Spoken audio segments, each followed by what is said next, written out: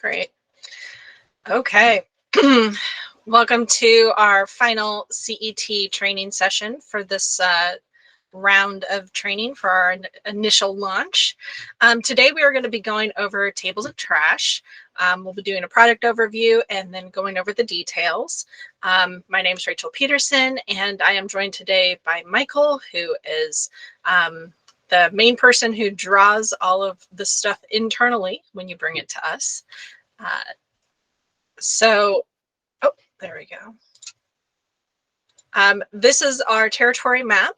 So if you're unfamiliar with who your account manager is, sales support people, project managers, or my contact information, you can get it from this. I am going to pop this up at the very end as well. So don't worry about trying to rush to take down your contact information for the people over your territory. I'll give you time to do that at the end. So let's go ahead and start with our tables.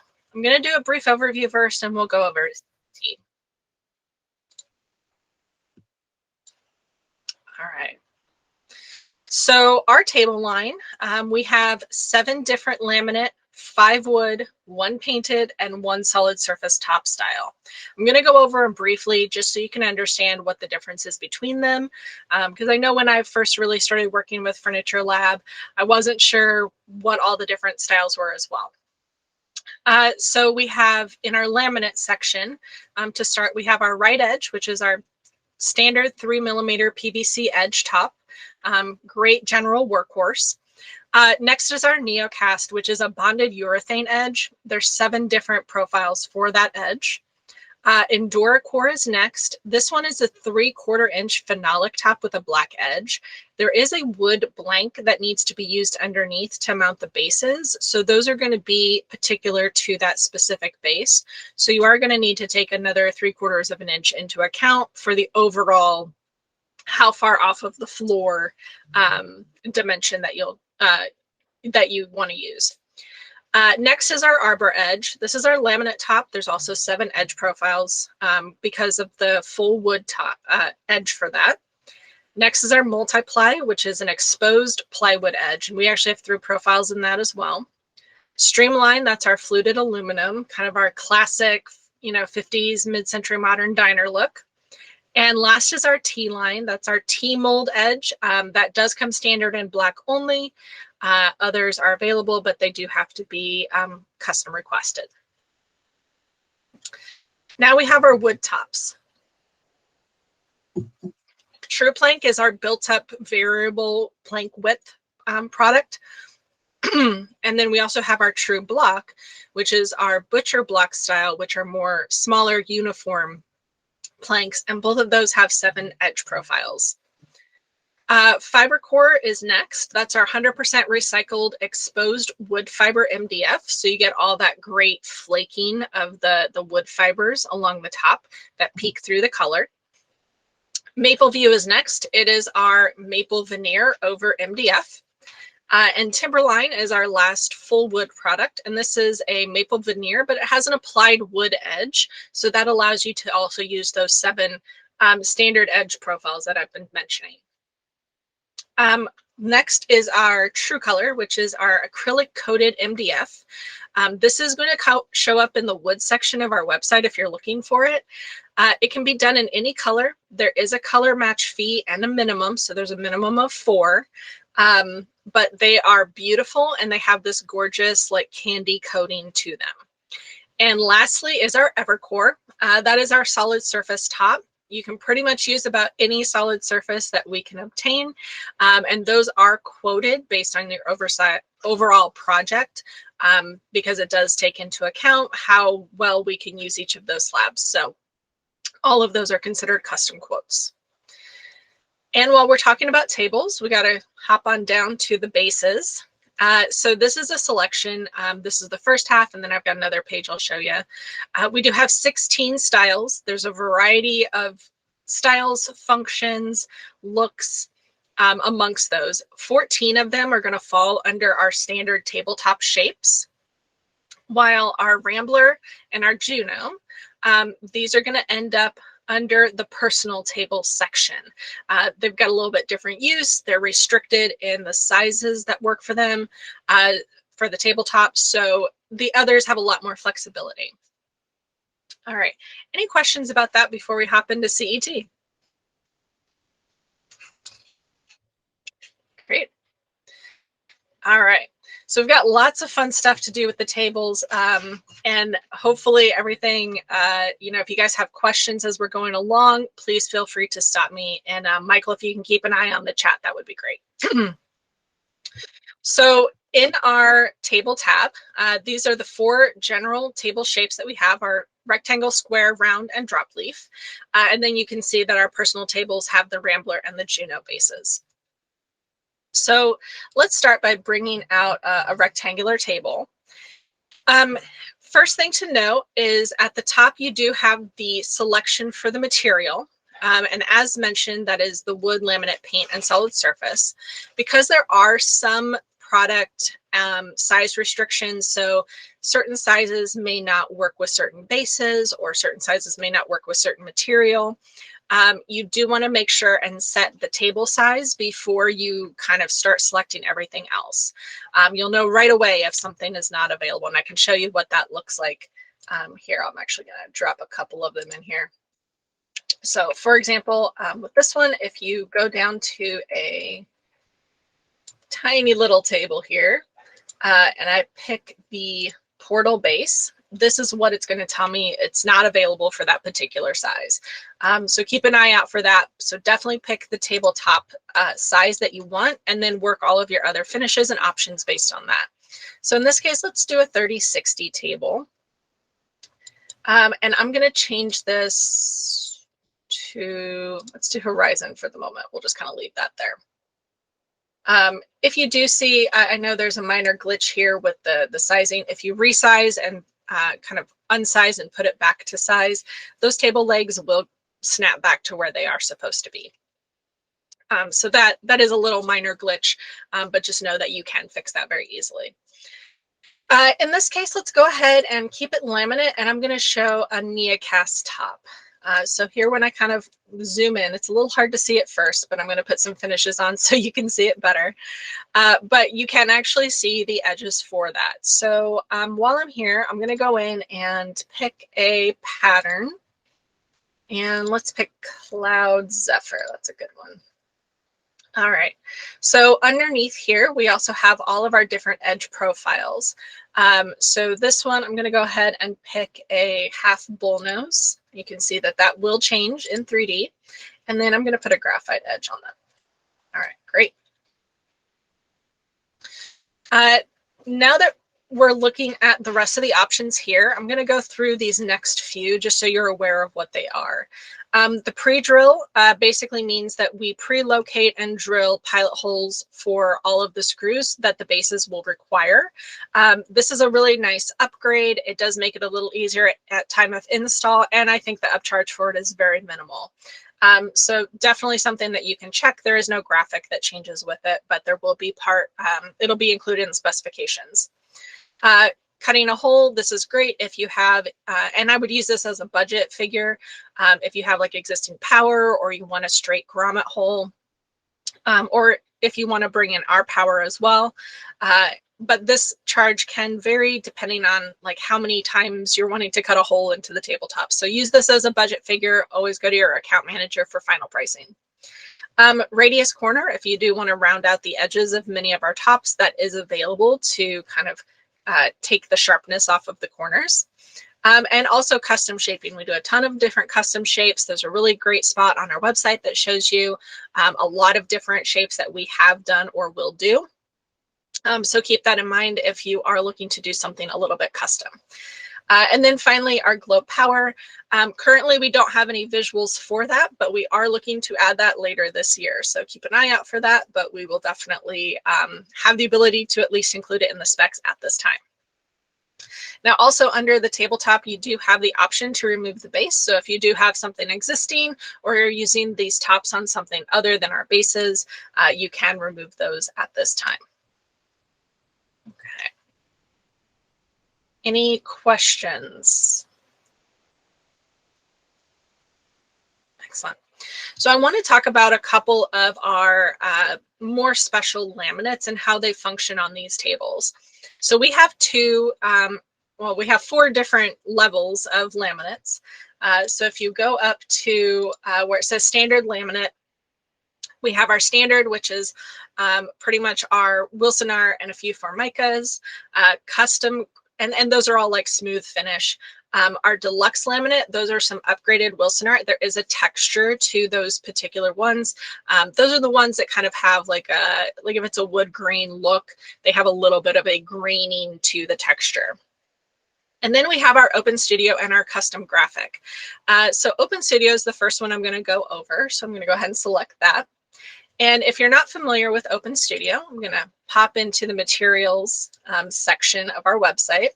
You're going to scroll down and there's an Open Studio laminate pattern. Now, once you see this, you'll see a whole bunch of patterns pop up. In fact, there's 77 of them, so there's a lot. But when you click on one of them, you're going to be taken to the subsite. You can pick all the different particular patterns from here. And I'm going to go ahead and pick Dizzy Dots. So once I've selected the pattern, I do have the opportunity to either pick a solid color or from a few wood grain backgrounds. And it does line out in kind of order from background to all of the foreground colors. And the quantity of colors is going to vary based on which laminate you pick. So keep that in mind. In this case, I'm going to pick Atlantis and let's go 20% black.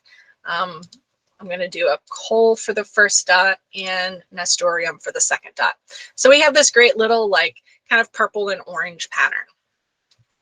Now, if you zoom in or out, you'll be able to find the pattern on pretty much most of these.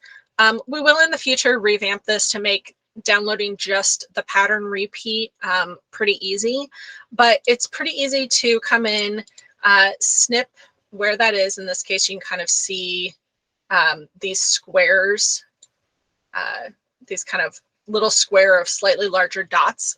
So you can grab that, crop it down so that it is at the repeat, and then save that to use in here. Now, I do want to talk through, there is a particular thing that you need to do in order to make sure and relay exactly what this is.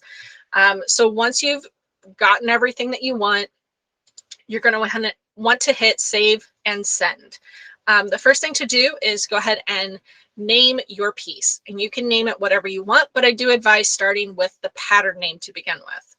So you're going to hit save, and I would definitely send this to yourself at this point. Oh, let me get that. There we go. You can put any notes or anything like that. If you don't want to save it, that's fine.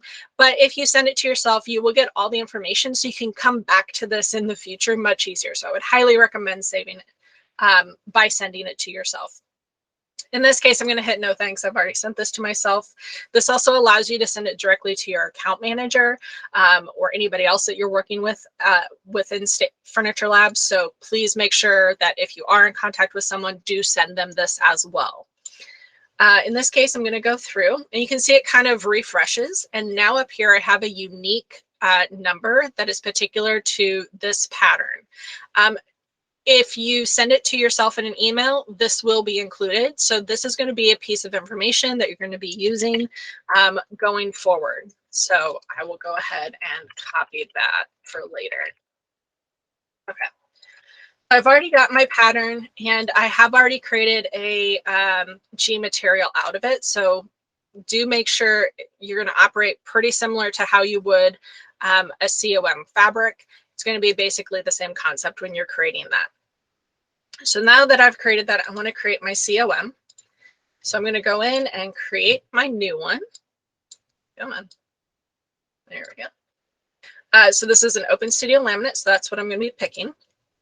As I said, I already have this. So I'm going to go to the right folder. Okay, so the great thing too about making it a G material first, particularly for our laminates from Open Studio, is you can control the scale much easier because that is a laminate that you can select all sorts of different scales. You can go all over the map with it. It is pretty critical that you put it in as a G material, control what that repeat actually looks like so that you can get the proper look when you apply it to your product. What I would advise is putting in some sort of either shortened version of the pattern name or pattern and some sort of color designator if you happen to have that pattern twice in your project. But where we have our description, this is going to be where we put in the URL code from earlier. So let me copy that from where I had it. So this is going to be used so that we can get back to this in the future. So now that I have this, went ahead and applied it, and there we go. Our beautiful little dizzy dots.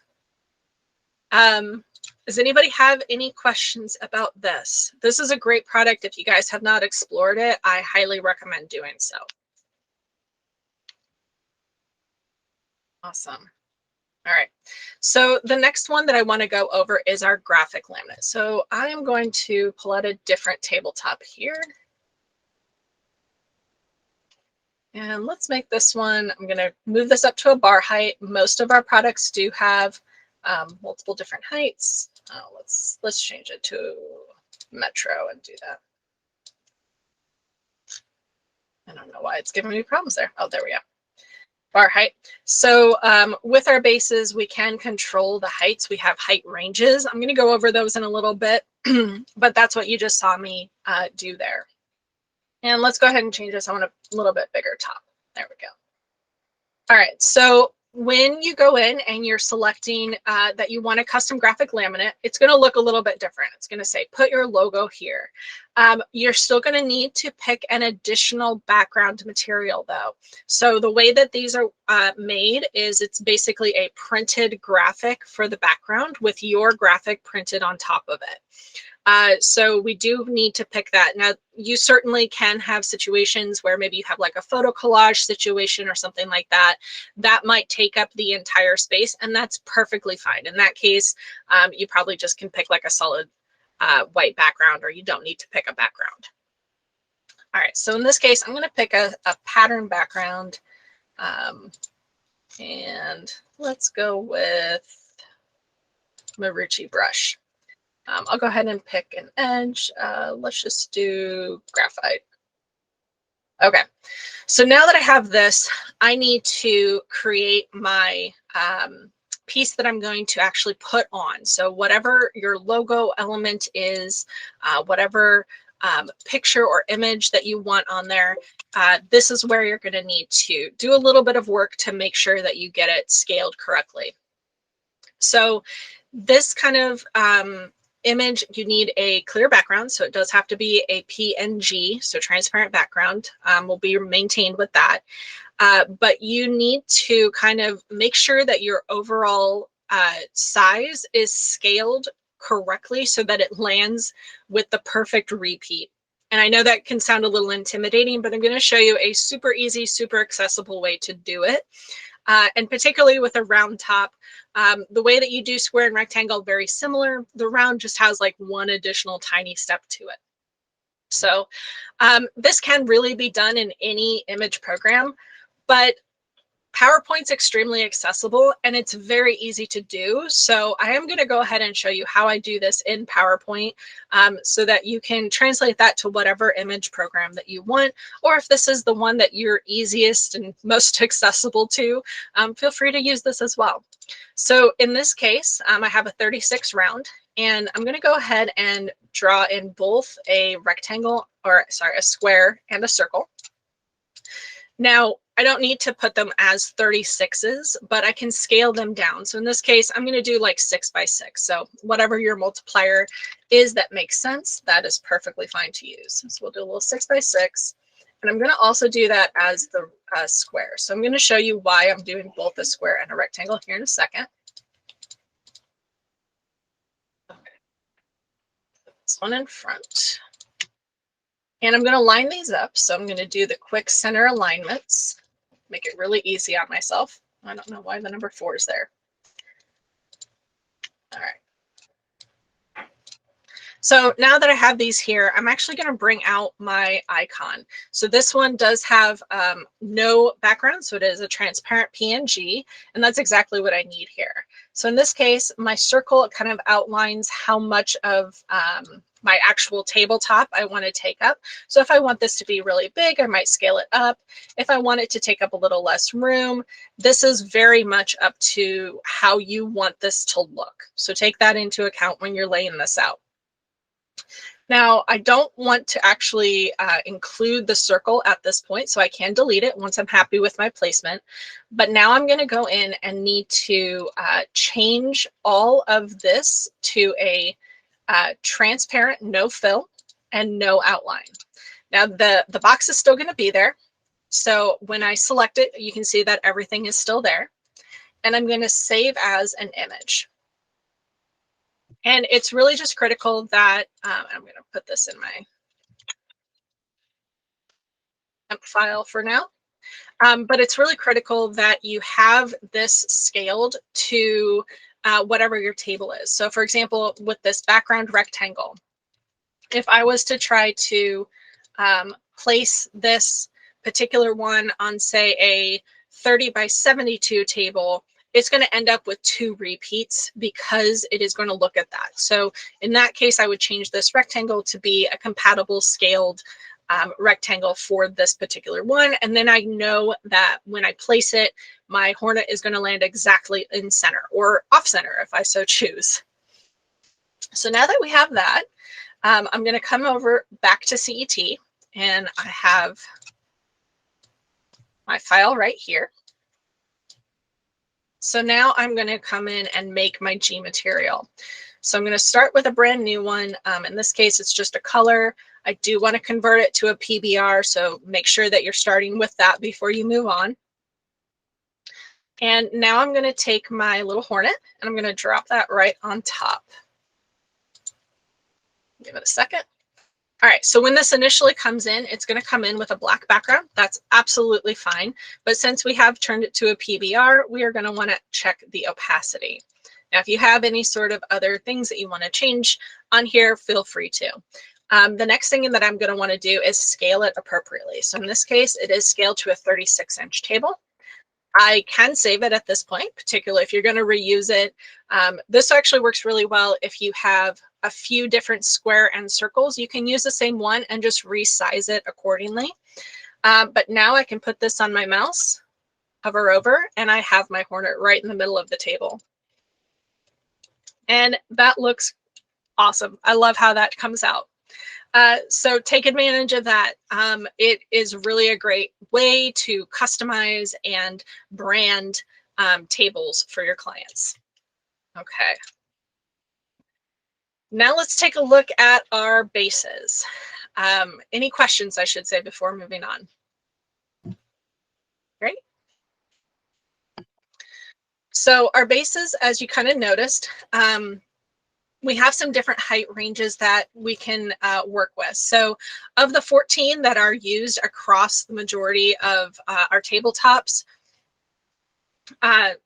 they, for the most part, are going to have at least a standard table height and a bar height range. Many also have what we call a coffee table height range. So when I come in and I pick my bar height range, I actually have anywhere from 31 inches up to 42. So I know that can be a little confusing, but the bar height range will give you the ability to pick the table height or the base height so that you can do a counter or bar height. And also allows you a lot of flexibility in that customization.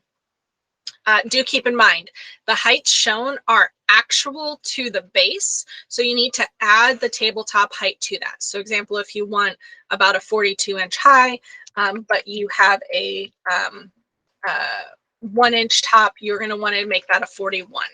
Right now, these are in 1-inch increments. We will be updating that sometime this year, so that they'll be at least in 1/2-inch, if not 1/4-inch increments. So keep that in mind. So if you do get one and you're like, I kind of want it at 38.5, we can do that, but just contact your account manager with those specifics. Okay. When it comes to the coffee table height, we have a range of 16 to 24. So this is great for coffee table and side table sizes. And you can definitely adjust that as needed. Actually, that looks incredibly cute as a coffee table. I think that would look great. And certainly if you've got any sizes outside of that, just contact us, let us know. You know, we have a lot of flexibility with certain products. Some we have more than others. So let's talk a little bit more about the other options that you might find. Actually, this one's perfect. So here at the bottom, we have all of our finishes. Then we have our various options. So not every product line has the ability to lift and or flip, but some of them do. Some of them also have the ability to do glides and casters. We also have a super leveler caster, and that's great if you have uneven floors or you're constantly going to be moving the tables around.